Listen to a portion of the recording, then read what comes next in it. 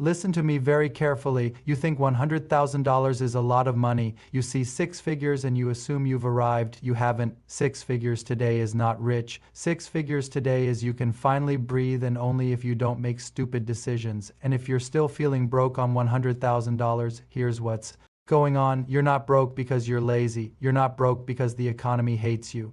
You're broke because the cost of being a normal adult in America has been repriced and your brain is still living in the old price list. So let's stop the coping and do the math. No emotions, no vibes, no but my friend said. Math, because inflation doesn't care about your feelings and your landlord definitely doesn't. The lie that's ruining you, the lie is, I make okay. No, your company pays $100,000.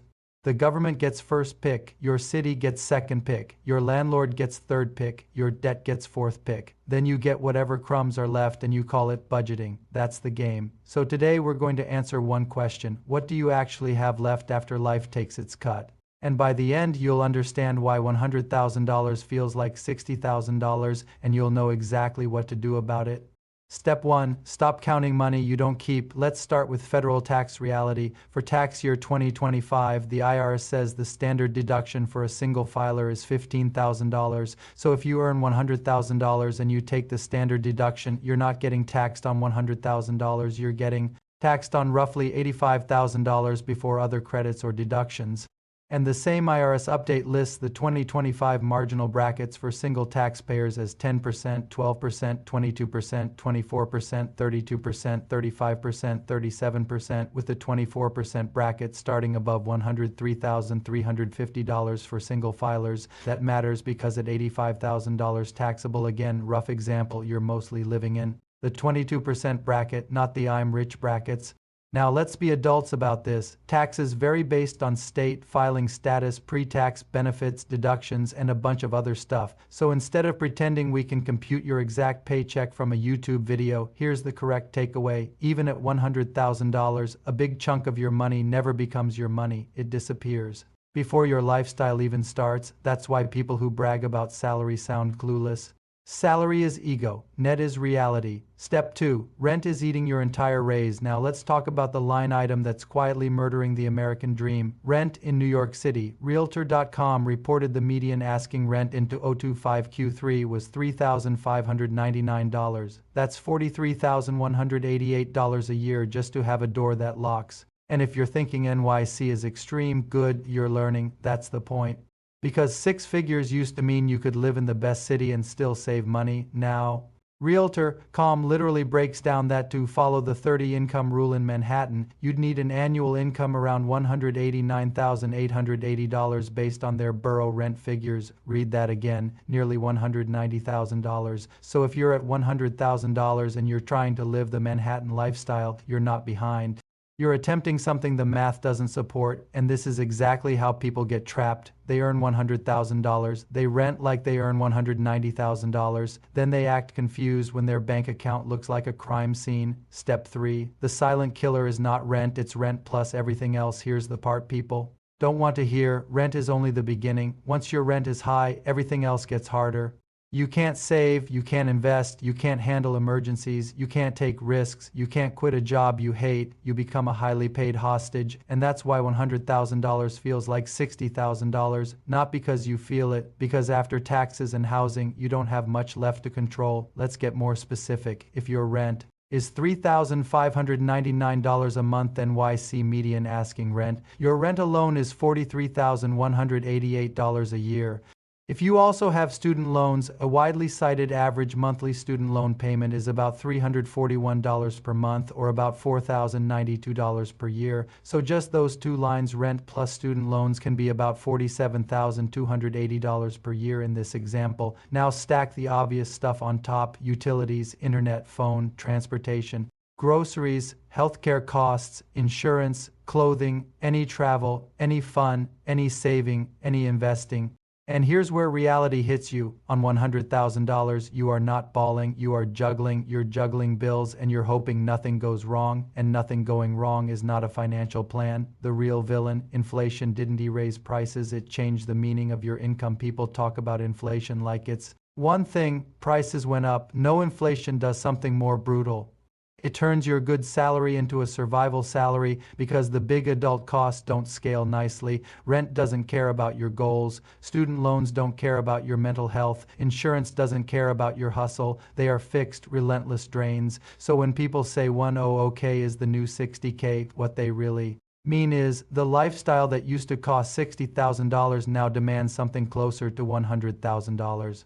And that's why you're exhausted. You're not crazy. You're not weak. You're just running old expectations on a new price tag. Now here's the part where Markology is different. Most channels end here and do the typical whining. Everything is expensive. Okay, and that's not useful. So here's what we're going to do instead. We're going to break down the 5 categories that make 100,000 feel broke and the specific moves that fix each one. And no, this isn't going to be stop buying coffee. If your finances depend on whether you buy coffee, you don't have a coffee problem. You have a life design problem. In part 2, we're hitting the 5 categories. The tax blind spot, why people misread their income. The housing trap, the fastest way to erase a raise, the debt drag, student loans, car payments, credit cards, the lifestyle leakage, subscriptions, convenience spending, ego spending, the no assets problem, why you can't get ahead without owning something that grows. But before we go there, let's do one quick gut check. If this video is already making you uncomfortable, good. That means you're finally looking at the numbers. And if you want the truth in this channel, here's the deal. Subscribe, because this is not motivation. This is the manual nobody gave you. Now let's go to part 2 where we start cutting the leaks and building the system. Here's the deal. You don't have an inflation problem. You have a leak problem. And if you don't identify the leaks, you're going to spend the next 10 years chasing raises that never change your life. So let's go through the 5 categories that make 100,000 feel broke and what to do about each one. 1. The tax blind spot, why your brain lies to you. Most people do this. They earn $100,000. They divide by 12. They act like they make $8,333 a month. Wrong. That's not your monthly income. That's your company's monthly payment before the real world takes its cut. For tax year 2025, the IRS says the standard deduction for single filers is $15,000. That means a $100,000 salary is not taxed like $100,000. If you take the standard deduction, it's closer to being taxed on about $85,000 before other deductions or credits. And the IRS tax year 2025 update lists the marginal rates in brackets 10%, 12%, 22%, 24%, 32%, 35%, 37%, and notes the 24% bracket begins above $103,350 of taxable income for single filers. Here's what that means in plain English. You're not in one bracket, you're paying different rates on different slices, and you're still losing a big chunk before your money hits your life. So the first rule of Markology is this: never plan your life off gross income. Plan off what lands in your account after taxes and withholding. Because if you don't, you'll afford things on paper that destroy you in real life, and once you're destroyed, you don't go bankrupt on Instagram, you go bankrupt quietly in your bank account. Now let's hit the biggest leak to the housing trap. The raise killer. Housing is not a bill. Housing is a system that decides whether you build wealth or stay broke. In New York City, Realtor.com reported median asking rent into 025 Q3 was $3,599. That's about $43,188 per year just in rent. And Realtor.com also showed how extreme this gets under the 30 of income rule, reporting that to afford median rent in Manhattan at 30% of income, you'd need around $189,880 in annual income. So if you make $100,000 and you trying to live like the rent math of a $190,000 earner, you're not bad with money, you're just fighting physics. Here's what people do that keeps them broke. They treat rent like a lifestyle decision. I like the area, I like the view, I like the building, I deserve it. No, rent is a wealth decision. Because every extra $500 a month in rent isn't just $500. It's $500 you can't invest, $500 you can't use to pay down high interest debt, $500 you can't use to build an emergency fund, $500 you can't use to buy freedom. And if you don't buy freedom, you stay trapped. So the move is simple. And yes, it hurts. Cap your housing cost, then build your life inside that cap. If you can't live where you want inside the cap, you have 3 options: roommates, smaller place, different location. That's it. And anyone telling you otherwise is selling you a fantasy. Now let's hit the next leak that destroys 6-figure lifestyles. 3. The debt drag. Student loans plus car payments plus credit cards. Debt is not just a payment. Debt is a monthly tax on your future. Let's start with student loans, a commonly cited benchmark for the average Student loan payment is about $341 per month, about $4,092 per year. Now you might be above that, you might be below that. But the point is, it's a recurring drain that doesn't care whether you feel motivated this month. Now, the cart wrap, Experian reported that in Q3 2025, the average new car payment was $748 and the average used car payment was $532. Those are averages, meaning millions of people are paying that every month. Before insurance, gas, repairs, parking, tolls, and the random surprise that always happens at the worst time. So here's the blunt truth. A lot of people don't have a salary problem.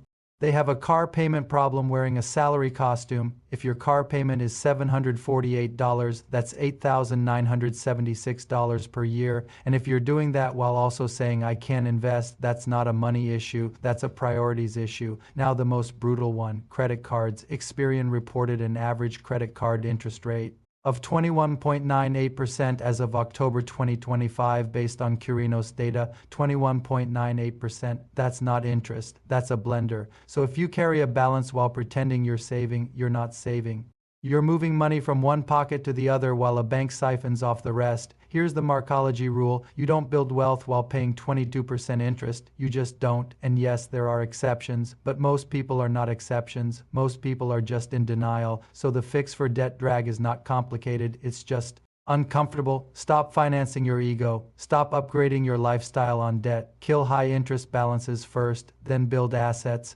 Now there's one more leak that's uniquely American and it's not talked about enough. For healthcare, the bill you don't control in the US, healthcare costs can wipe out the I'm doing well feeling fast. CFES 2025 Employer Health Benefits Survey reported average annual premiums for employer-sponsored coverage of $9,325 for single coverage and $26,993 for family coverage.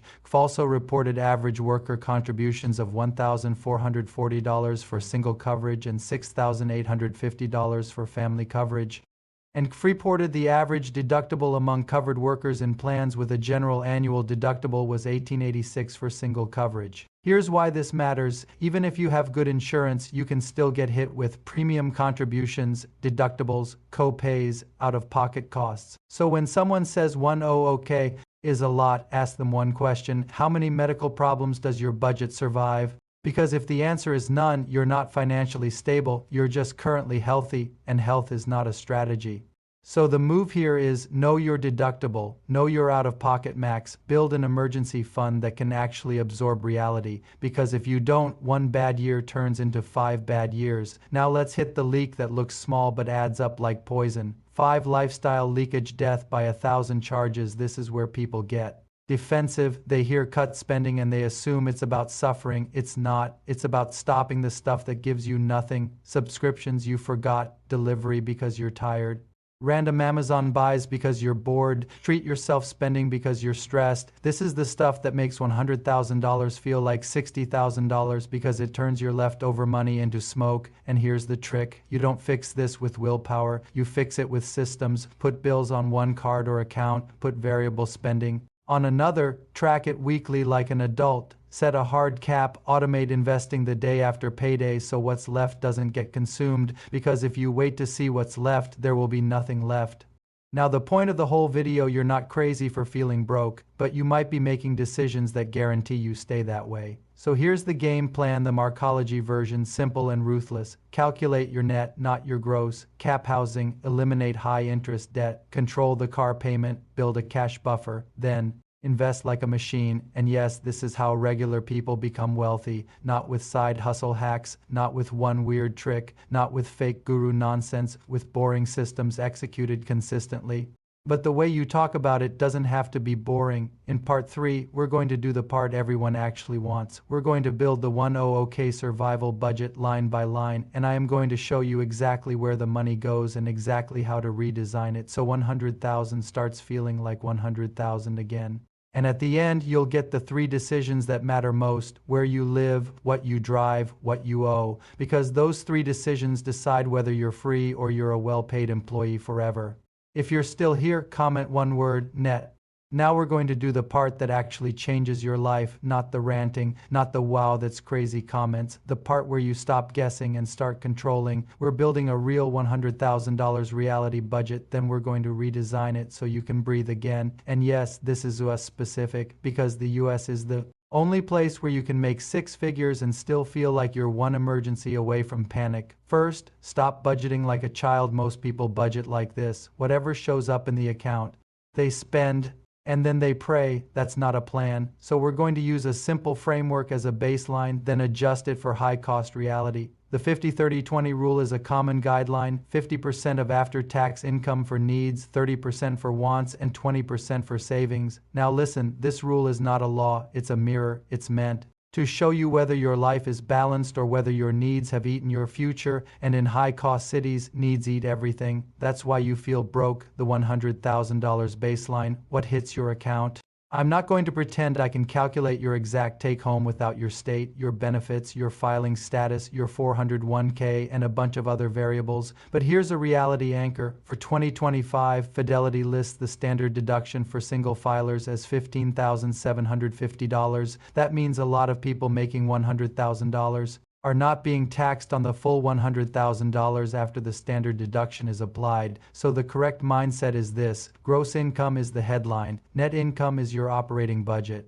And your operating budget is what your lifestyle must obey. The big city example, NYC rent reality. Let's use New York as the extreme example again because it proves the point instantly. Realtor.com reported NYC median asking rent into 025 Q3 at $3,599. That's about $43,188 per year in rent. So here's the brutal math. If you're taking home, say, $6,000 a month just as a placeholder and your rent is $3,599, you're already cooked, you haven't eaten, you haven't commuted, you haven't paid insurance, you haven't saved. You've just survived. And Realtor.com's own affordability framing shows how intense this gets, reporting that to keep Manhattan rent at about 30% of income, you'd need around $189,880 in annual income. So if you make $100,000 and you're living like a $190,000 renter, stop calling it inflation, call it what it is: misaligned lifestyle. The $100,000 survival budget line by line. I'm going to lay out a real-world set of categories. This is not perfect, this is useful. 1. Housing rent plus renter's insurance plus utilities. If rent is $3,599 NYC median asking, that's the monster line item. Here's what Markology says: if housing is above 35 minus 40 of your net, you're not living your best life, you're deleting your future. And if it's above 50%, you're not in a budget, you're in a crisis. So the move is not eat less avocado toast. The move is move, downsize, add roommates, or increase income drastically. There is no magical fifth option. 2. Student loans if you have them. A commonly cited benchmark for the average student loan payment is about $341 per month. That's not a moral judgment, that's a recurring drag. And the first rule of dragging is, don't drag a debt while pretending you're saving. If you have a credit card balance, student loans aren't your emergency. The credit card is your emergency. We'll get there. 3. Transportation car payment trap. Experian reported that in Q3 2025, the average new car payment was $748 and the average used car payment was $532. If you are paying $748 a month for a car and you are not maxing your retirement accounts, you are not rewarding yourself. You're funding a bank and a dealership. And yes, people will get mad at this. Let them. The math doesn't care. For healthcare, the U.S. only knockout punch fest 2025 Employer Health Benefits Survey reported average annual premiums of $9,325 for single coverage and $26,993 for family coverage. Also reported average worker contributions of $1,440 for single coverage and $6,850 for family coverage. Reported the average deductible among covered workers in plans with a general annual deductible was $1,886 for single coverage. So here's the adult takeaway: even with employer insurance, a normal year can still cost you thousands out of pocket. That's why the emergency fund isn't optional in America. It's healthcare. Armor. 5. Food plus basics. This is where people lie to themselves. They pretend the big problem is groceries when the real problem is housing plus cars plus debt. So here's the rule: groceries are not your villain. Convenience is your villain. Delivery isn't food. Delivery is a fee for being tired, and being tired is expensive.